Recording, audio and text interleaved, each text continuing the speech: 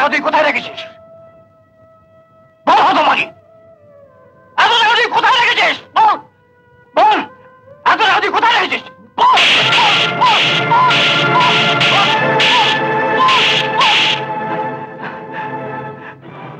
আমাকে বাঁচাবার জন্য তুই টাকা এনেছিস তো?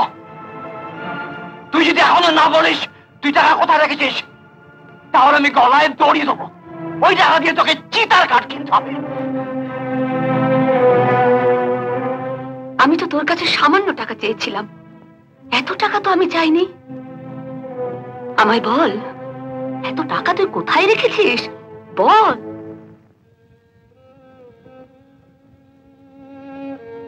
বাবা কি গায়ে ফিরে গেছে? কিন্তু ও যে আমায় বলে গেল তোমার অফিসে যাচ্ছে। আমার অফিসে? তপন, আমাদের জন্য হয়তো তোকে অনেকের কাছে হাত পাততে হয়েছে, আর সেটা তোর মুখ দেখেই বোঝা যাচ্ছে। সত্যি ভাই, তুই আমাদের জন্য যা করলি, তুই আমার ছোট জেনেও আজ তোকে আমার প্রণাম করতে ইচ্ছে করছে। হঠাৎ প্রণাম করার ইচ্ছে হচ্ছে? প্রণাম পাবার কি কাজ করলাম আমি? এত বড় একটা কাজ করার পরেও বলছো কি কাজ করেছো? আমি বাবা হয়ে যা করতে পারিনি তুমি তাই করেছো। আছে তুমি নিজের হাতে আনলে আমি লজ্জা পাই, নিতে না চাই, তাই অভাগীর হাত দিয়ে টাকাগুলো পাঠিয়ে দিয়েছ। আমি টাকা পাঠিয়েছি? অভাগী দুপুরবেলা বলল তুমি নাকি ওকে অফিসে যেতে বলেছ, তাই ও তাড়াতাড়ি করে বাসনপত্র মেজে ও বলে গেল অফিসে যাচ্ছে।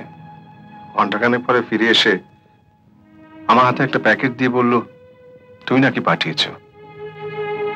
তারপর প্যাকেটটা হাতে দিয়ে কেন জানি না আমাদের দুজনকে হঠাৎ প্রণাম করলো। যাবার সময় বলে গেল ওর ফিরতে রাত হবে। দেখি প্যাকেটটা।